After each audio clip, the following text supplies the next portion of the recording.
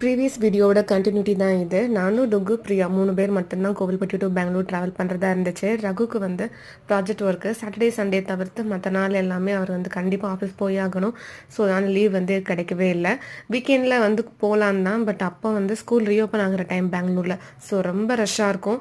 அதனால 1 வீக் ப்ரேயரே போனோன்னா டுகுக்குமே கொஞ்சம் அங்கே போய் செட் ஆகணும்ல. இங்கே வந்து நல்லா என்ஜாய் பண்ணிவிட்டு அகெயின் நம்ம பேக் டு ரொட்டீன் போகிறதுக்காக நாங்கள் சீக்கிரமாகவே கிளம்பினோம். ஃபஸ்ட்டு புக் பண்ண டேட்டில் வந்து பெங்களூரில் செம்ம ரெயின்ஃபால் இருந்துச்சு. ஸோ அதனால கேன்சல் பண்ணிட்டோம். ஏன்னா பஸ் எல்லாமே அப்படியே ஸ்டாப் பண்ணி வச்சுட்டாங்க அந்த மெயினாக அந்த அத்திப்பள்ளி ஹொசூர் ரோட்டில். ஸோ அங்கே போய் பிளாக் பண்ணிட்டாங்கன்னா டுகை வச்சு சமாளிக்கிறது கஷ்டம்ன்ட்டு ஒரு 4 டேஸ்க்கு அப்புறமா போட்டோம். அன்னைக்கின்னு பார்த்து பீரியட் எப்படியும் மேனேஜ் பண்ணி வந்தாச்சு.